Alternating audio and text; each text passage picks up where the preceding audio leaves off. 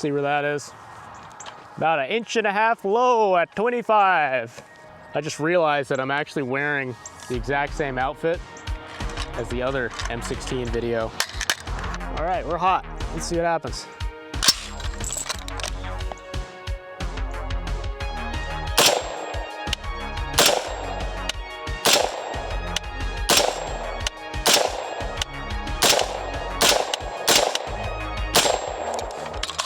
Woo!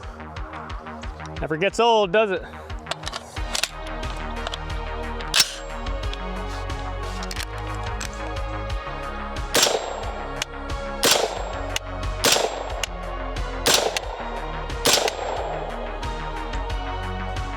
Oh, smoked the ball.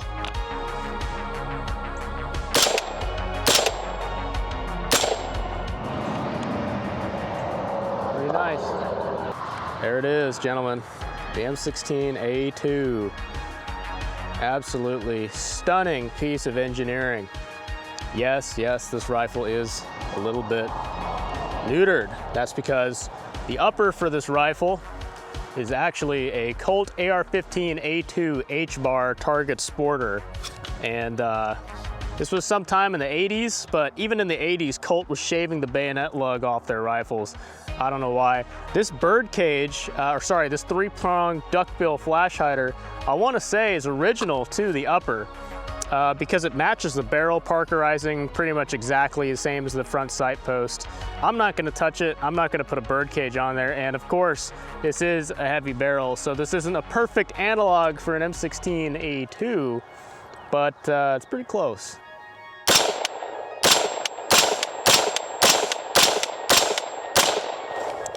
Yeah, as you can see, there is virtually no recoil on a rifle like this, even for me, and I weigh 95 pounds soaking wet.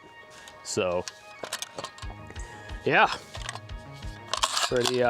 pretty neat. See if I got any more. Yeah, I got another one. It's empty. Shit. All right, let's go check out that group. Is it long here? And I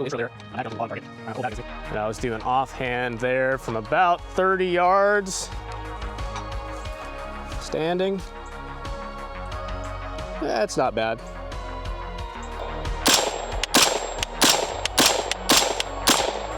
Yeah, it just goes right back on target every time. It's just fantastic shooting rifle. Let's talk about the M16A2 today. All right, well, it's the next day. Yesterday, I put about 100 rounds through this M16A2 pattern rifle, mainly to just capture some footage. I've shot this gun quite a bit. I've owned it since 2018, and what it is exactly a Colt AR-15A2 H-bar upper and a Rock River Arms A2 lower. And as a quick side note, the Rock River Arms mil-spec trigger, I think they make it in-house. It's not just from a parts bin from some subcontractor, but it is a very good mil-spec trigger. And Rock River Arms is one of those companies that doesn't really get a lot of mention here online. I think Clayco 47 is the only other person I know of that's mentioned it. But yeah, I really love the Rock River Arms A2 lower. But of course, I wanted to make this video today about the M16A2 because, well, Grantham just made his video, so I'm getting maximum algorithmic traction by doing it now. But I've wanted to make this video for a while because there's a lot of hate out there online, especially about for the M16A2, and I kind of want to defend this rifle because a lot of it doesn't make sense to me, and I want to kind of investigate why some of these people hold these opinions. Just looking at the Grantham video, I mean, it's titled "The Worst Service Rifle Upgrade M16A2. Of course, that title's kind of clickbaity. If you watch this video, it's actually pretty fair. But there's some people online that really dislike the M16A2. Let's investigate that. So what is an M16A2? Well, in the mid-80s, the M16A2 was an upgrade package. Well, in the mid-80s, the M16A2 was essentially an upgrade package over the M16A1 that introduced a number of changes. I'll run through some of the changes right now. The birdcage flash hider had its slots closed up on the bottom. The M16A1's birdcage was open all the way around. Now, this rifle has a three-prong. That's not correct, obviously. They went from a split washer to a crush washer. They changed the barrel profile to a government profile where they kind of fattened up the end from the gas journal forward. They also made it a 1-in-7 twist over the 1-in-12 twist of the M16A1. M16A1. They also changed the front sight post to a squared off front sight post with 4 detents instead of 5. The handguards are completely different. They're these round style handguards with the ribs. M16A1 had the triangle handguards. M16A2, delta shaped ring rather than the totally flat slip ring. Now perhaps the most iconic change is going to be to the upper, this carry handle specifically. You have a fully adjustable, quick adjustable rear sight with windage and elevation adjustment. They also added a shell deflector for all the left-handed shooters out there. There was also a slight change to the dust cover. They also changed the forward assist from that teardrop shape to a round shape. Now moving on to the lower, one of the changes was they put indications on the right-hand side of the rifle or the ejection port side of the rifle to show what fire mode you're in. They put a little tick on the selector and the positions written on the receiver. They also changed the pistol grip slightly, and they reinforced the lower receiver right where the buffer tube meets it. Now for the buttstock, they changed the buttstock. Of course, the material is different. They also added a trapdoor. It's more squared off on the back here rather than rounded off, and it has a fixed sling swivel. It's also about 5/8 of an inch longer than an M16A1 buttstock. So that's an M16A2 in a nutshell. There's a lot of different reasons I've heard for various changes from the M16A1 to the M16A2. And a lot of it is just hearsay and scuttlebutt. The number one source I go to when it comes to wondering why any of the changes occurred on the M16A2 is actually going to the man himself. So Lieutenant Colonel Lutsch was a Marine Corps officer who was actually in charge of the M16A2 program, and there is a fantastic thread on AR15.com. I'll try and link to that thread down below, in which he actually goes through and talks about why every change was made on the M16A2, and it's a fantastic read if you're interested in this sort of thing. Now, most of the changes on this rifle have pretty boring reasons. Some of them are kind of weird, like the 5/8 of an inch thing was the Army's Human Engineering Lab determined that was a good length for most people to establish the proper eye relief. I think the 4 detents on the front sight post was to make it in line more with metric measurements. So at 25 meters, 1 click on the front sight post is now about 1 centimeter, whereas with the M16A1's 5 notches, it was 1 MOA adjustment. There's also other things too that are neither here nor there. I mean, the reinforced lower, is that really a big deal? The forward assist is now a circle. The dust cover changed. I mean, people don't really care about that stuff.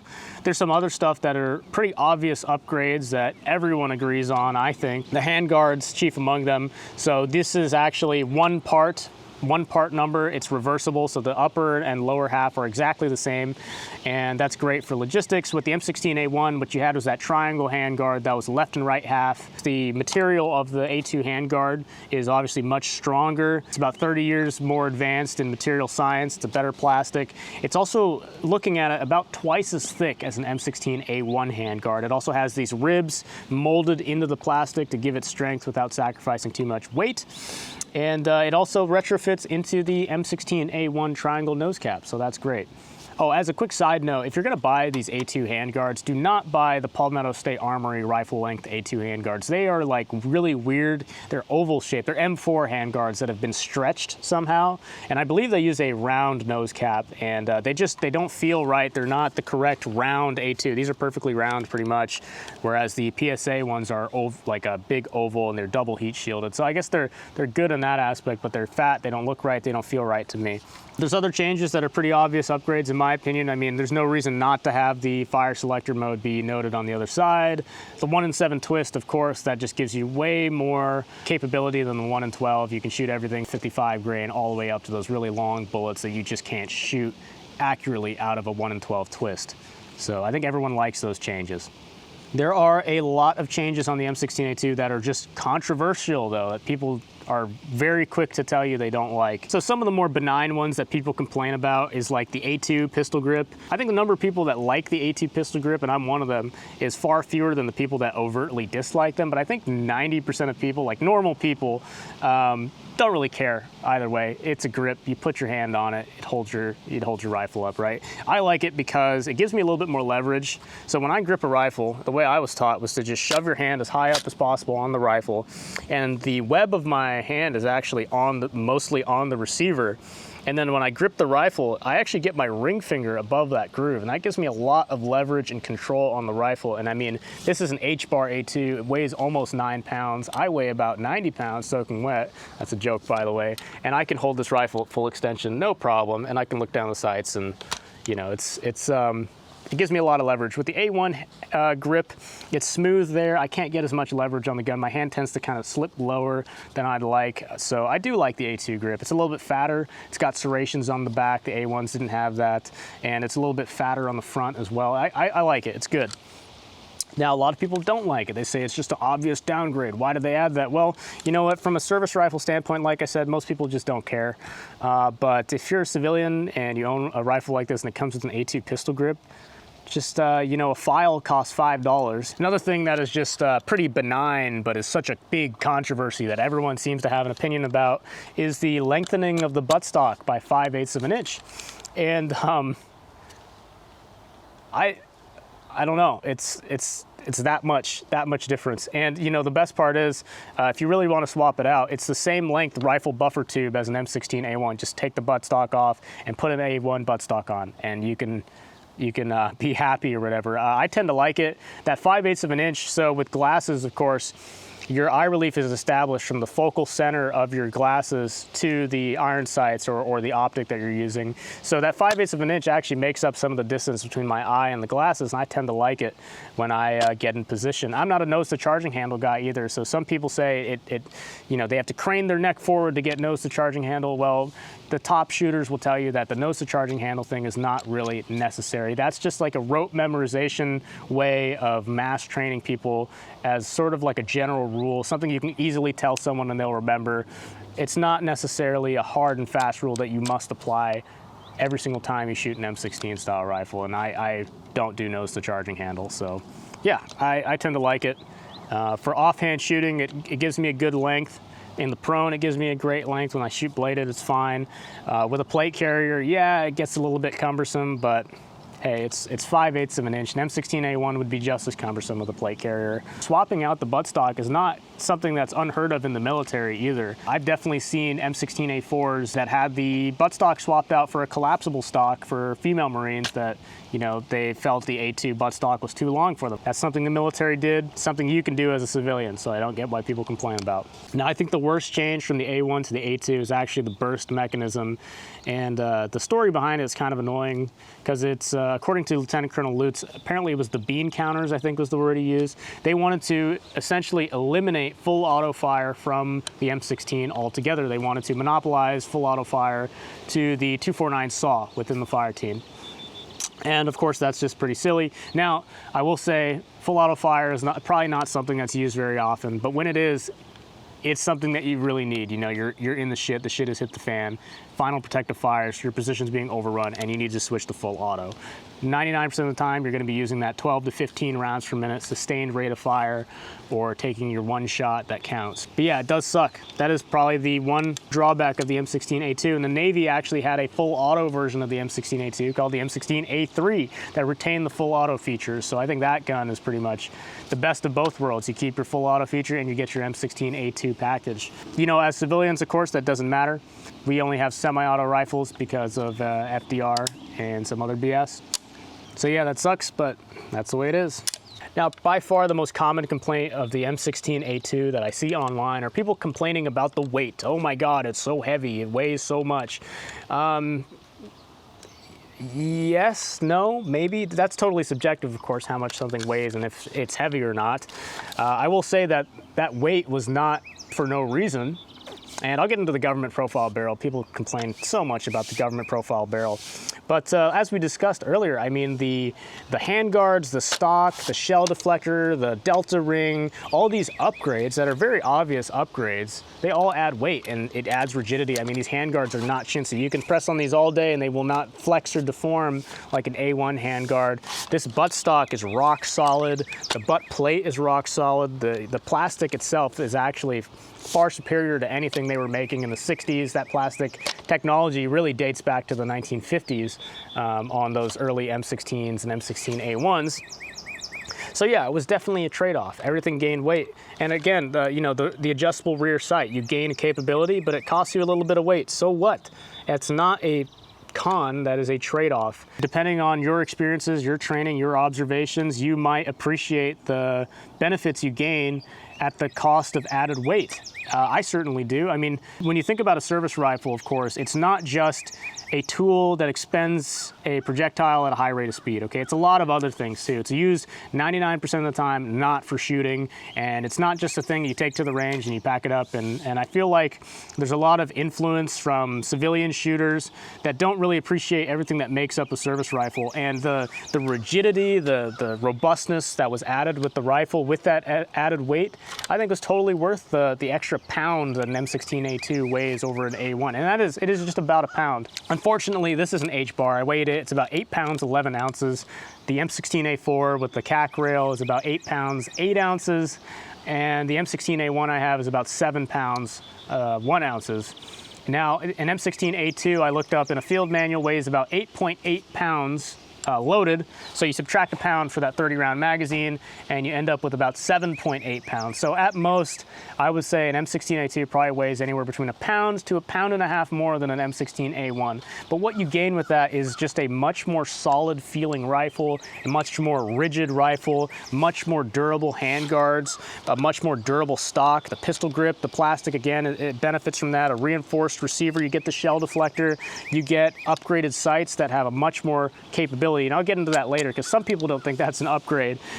Even the government profile barrel, people talk about that and how it added so much weight for no reason. Well, one, the government profile barrel, they did tests on it, and it actually does prevent barrel bending when it comes to stuff like the bayonet assault course and bouncing it off rappel towers and stuff, in the words of Colonel Lutz. However, as we know now, bending of barrels was not nearly as big of a problem as the military thought it was at the time. As we know now, there is a burr that develops at the gas port, and that was interfering with the barrel straightness gauges. So while the government profile barrel does, to a degree, help prevent bending, it wasn't necessarily as big of a deal as it was. But I will say that as the entire rifle gained weight, because remember everything we've talked about, the buttstock, the handguards, the shell deflector, the upper receiver in general, the lower, all that adds weight to the rest of the rifle. And by adding that weight onto the front of the rifle, you make you keep the balance of the original M16A1 because everything grew in proportion, right? And the M16A1 is superbly balanced, and so is the M16A2 and the M16A4. All these rifles grew in weight proportionally. So to maintain that balance right there kind of on the front edge of the magwell to the middle of the magwell, and that's kind of where you want an AR-15 to balance. You don't want it too rearward biased because then it becomes too pointable and it's hard to make accurate shots, and you don't want it too muzzle heavy because then it's hard to manipulate.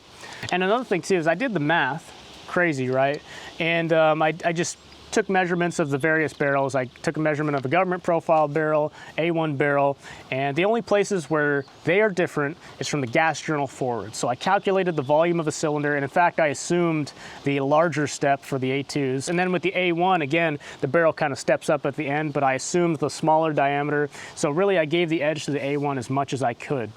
And after calculating the difference in volume between the two barrels, subtracting the volume of the bore, multiplying it by the density of steel, the grand total difference in weight between a government profile barrel and an A1 profile barrel is 4.4 ounces.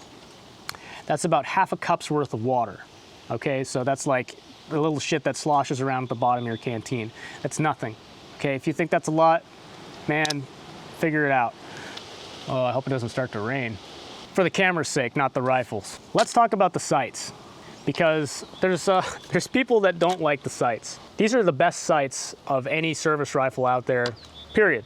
Hands down, absolutely. The capability of the M16 rifle is 550 meters point target, 800 meters area target, and with the M16A1 sights, you were not able to take full potential of the rifle. Now, with the 1 in 12 twist, the lighter ammo, I don't know the effective range off the top of my head. It was a little bit shorter than 550 meters, but it was still in excess of about the 350 meters that ended up being the effective range of the M16A1 due to the sights. And Lieutenant Colonel Lutz actually talks about this, and he was an infantry platoon leader in Vietnam, and he talks about how every mission, every patrol they went on, they had to bring an M60, because if they didn't, all it took was a couple of SKSs from 400 meters away to pin down and totally immobilize an American element. And that is bullshit. in my opinion. That is absolute fucking shit. That should never happen. Okay, the M16 is a far superior rifle to the SKS. It has a much higher effective range, but the periphery that surrounded the M16A1 did not allow the shooter to engage to its full potential. Whereas with the SKS, even though the 7.62x39 round isn't great for extended ranges, the periphery of the rifle with its adjustable sights allowed the shooter to engage to a farther distance than the M16A1. So they had to lug around an M60 everywhere. And I don't think that should happen. That same line of thinking, that limiting the shooter through the design of the rifle, is the exact same thing that gave us that burst mechanism that everyone hates, right? So why is that thought process loved on the M16A1 and that thought process hated on the M16A2? I don't think it's a rational opinion. I think it's just bandwagoning, the hate wagon for the M16A2. I've heard people complain, oh, it's too complicated. That doesn't make any sense. If it's too complicated for you, say you're training like an army of conscripts and you don't have the time to train them how to use these sights. And by the way, these sights are very simple to use. There's tons of tutorials on it. Paul Harrell has an excellent video on zeroing the M16. Say it's too complicated, you don't have the time to train soldiers how to use them, you can always just train them not to f with the sights. You can get the rifle zeroed and just never touch it. I know in boot camp, we never learned iron sights in boot camp, but no one touched the sights, even during the parade portion of boot camp before you get issued your RCO, your ACOG. You had the detachable carry handle on there with the sights, but no one ever fiddled with the sights. And people talk about that Stoner interview where he talked to some brass and they said nervous troops will fiddle with the sights. And I've never heard of that happening or seen that happening. I've spoken to many people. They've never heard or seen anything of that happening. People say it'll get knocked out of alignment. I've never seen it happen. I mean, these things are robust. They take quite a bit of force to move it. When you do click it over, you're clicking at a fairly far distance. That detent is sprung pretty heavily. You're not going to knock it out of alignment. And even if you do manage to slam this rifle against the concrete and knock it out of alignment, just paint your sights so you can just click it back. And if you destroy these sights, people say these aren't as rugged as the M16A1. If you destroy these sights, whatever force destroyed this sight probably destroyed the rest of the rifle too. I think that's gonna be a bad day for you no matter what. So I don't get how people complain about added capability to a rifle. Those are some of the major changes and controversial changes, and most of the changes were benign. I think most of them were upgrades, actually. I don't want to use the term changes because I think pretty much everything they changed from the M16A1 to the M16A2 is an upgrade, except for the burst mechanism. But again, as a civilian, does not apply. So it's just a solid upgrade. I really want to know where this hate comes from. And I think it comes from a few places. I feel like a lot of the reasons why people say they don't like the A2 over the A1 has to do with modern observations and modern usages and modern competition shooting, and it has nothing to do with what makes a service rifle a good service rifle. So what I mean by that is people talk about weight. It's an extra pound heavier. Yeah, it's a little bit harder to sling in and out of a VTAC, and people talk about the sights. Yeah, the M16A1 sights are great for running guns, right? You set it, and most of the times you're only shooting within 300 meters anyways, which is perfect because that's the point blank range of an M16A1. So you set it, you forget it, don't have to worry about windage. You're only using holds, you're never dialing anything in. You're not taking one well-aimed precise shot, so they don't use the capability of the adjustable sights. They're just taking it out to the range, they're shooting it, and they're putting it away. But a service rifle is a lot more than that. A service rifle is something that lives with you, lives on you. You know, it's used 99.9% of the time not for shooting. Not for running and gunning. It's used for all sorts of things, okay? This is not just a tool meant to expel ammo at a high rate of speed. This is a polearm. This is a spear. This is a bludgeon. This is a club. This is something that you can use to smash someone's skull in if you need to, and you absolutely should be able to do that, and you should have the utmost confidence in its ability to do that. And when you hold the handguards, you want to make sure it's not moving under your own grip strength, and the buttstock isn't, you know, brittle or doesn't ring hollow. This is solid. That is what I'm talking about when it comes to what makes a good service rifle. And that's why I think when you talk to people that carried the M16A2, they have nothing but good things to say about it, pretty much. There's a few complaints I hear sometimes. I've heard some people complain about length. Obviously that becomes a problem as American military doctrine, modern military doctrine in general, moves towards more motorized, mechanized applications. You never hear them complain about reliability, durability, confidence in the weapon, right? Confidence is key. Accuracy, the ability to be accurate with the rifle easily. Like I said, confidence is the most important thing when it comes to a service rifle.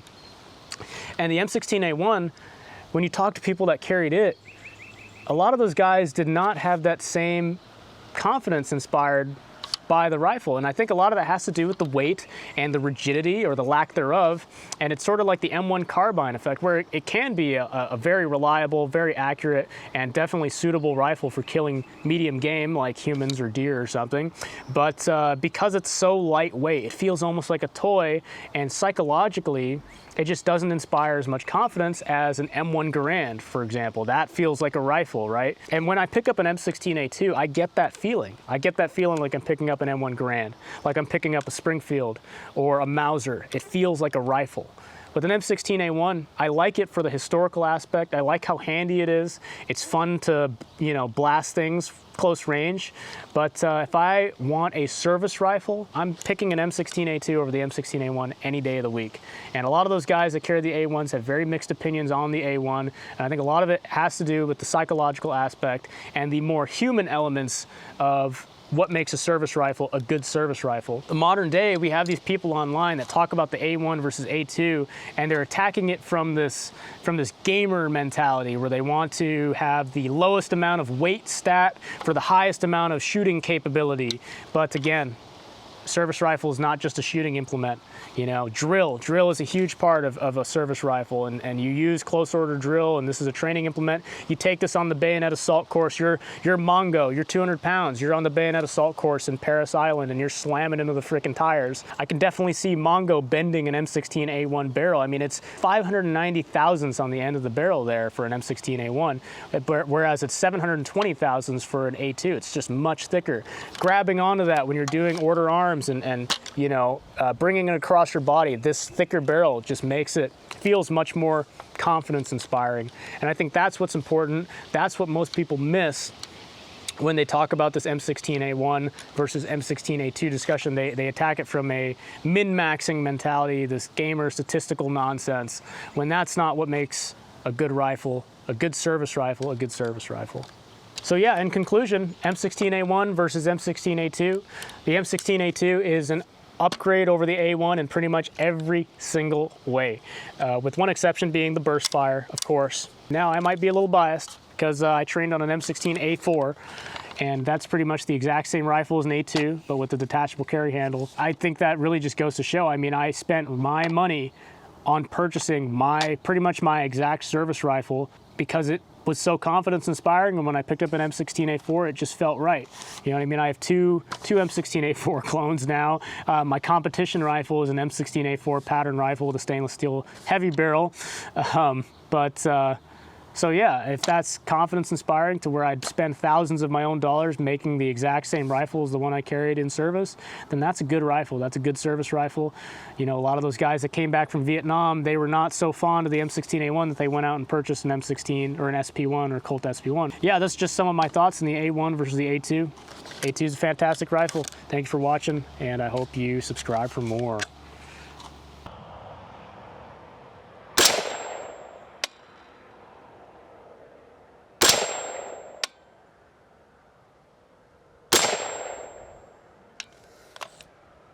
All right.